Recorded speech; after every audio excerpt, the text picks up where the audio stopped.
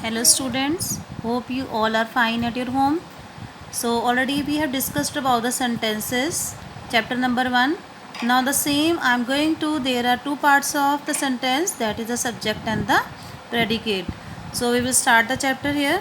Every sentence has a two essential part, that is the subject and the predicate. The subject and the predicate may consist of one word or many words.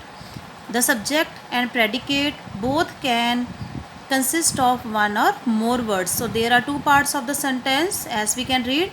Neeraj reads a book. So we are talking about here about the Neeraj. So Neeraj is the subject of that part of the sentence. So rest of the part is called the predicate. The same in the second sentence. The sun rises in the east.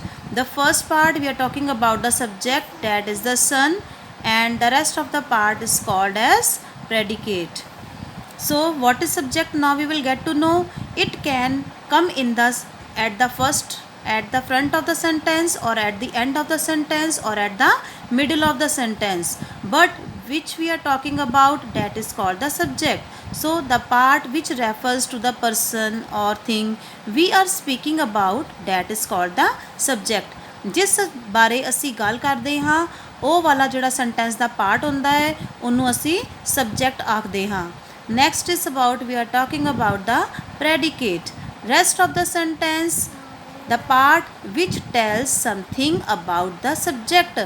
जो सानू subject दे बारे दसदा है, that part is called as the predicate. So one thing more we have to remember, that in imperative sentences the subject is left out. So in imperative sentences the subject is not given there, so that part is start with the directly verb. So you is silent here, so it is understood go to school. The sentence is go to school. To whom it is saying? To the person who is standing in the front of that person. So you go to the school. So you is silent here, it is understood, so that part is called, sentence is called the imperative sentence. Like that, in the imperative sentences, in interrogative sentences, the subject is coming at the last. So it doesn't matter that subject will only come in the front of the sentence. So one useful tips also given here. The subject may come at the beginning or middle or at the end of the sentence. It may come anywhere in the sentence. ਜਿਹੜਾ subject ਹੁੰਦਾ ਹੈ ਜ਼ਰੂਰੀ ਨਹੀਂ ਹੈ ਕਿ sentence ਦੇ starting ਵਿੱਚ ਹੀ ਲੱਗਾ ਹੋਵੇ, ਉਹ ਕਿਤੇ ਵੀ ਲੱਗ ਸਕਦਾ ਹੈ, ਮਿਡਲ ਵਿੱਚ ਜਾਂ ਐਂਡ ਵਿੱਚ. It can be a ਨਾउन.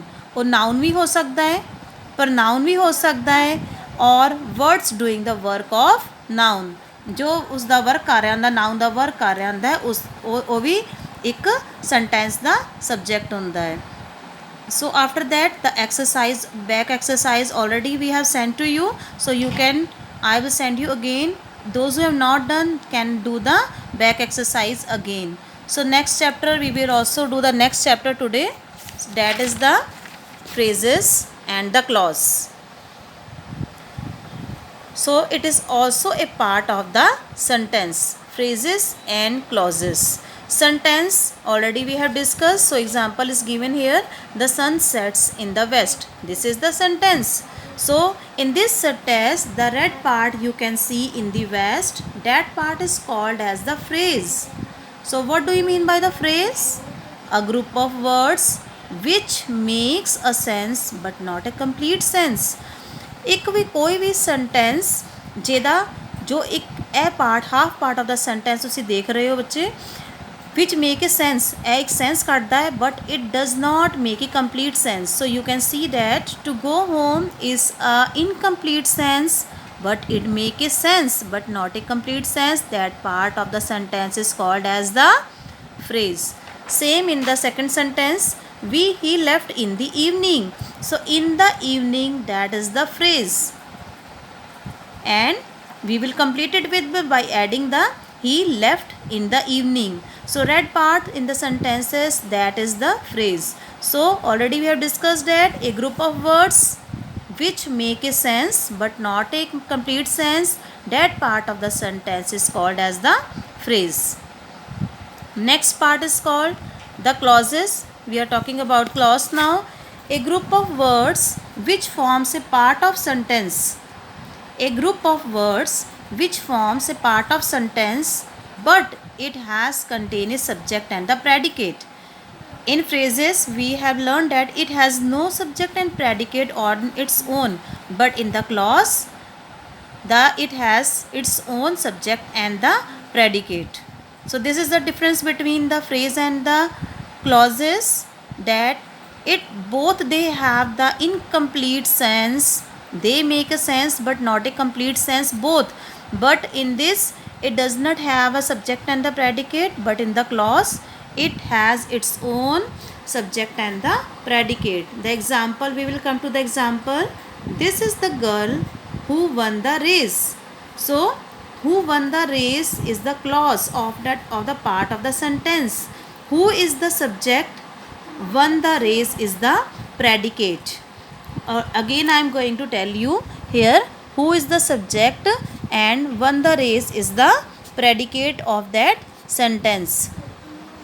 In the above example, who won the race is a clause. It contains subject, that is who, and predicate, won the race. Similarly, other examples has been given of the clauses. Friends who keep their words can be trusted. Who keep their words is the clause, and who here is the subject and keep their words is the predicate. Here which is the subject and is made of silver is the predicate. And who we are writing with the persons, and which we are writing for the things. So we think which is here, silver is the thing.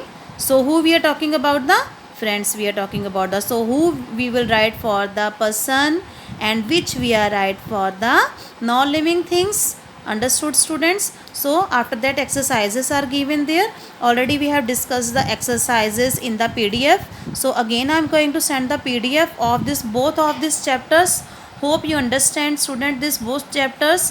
Whoever is the problem, I am going to send the PDF so you can see the PDF.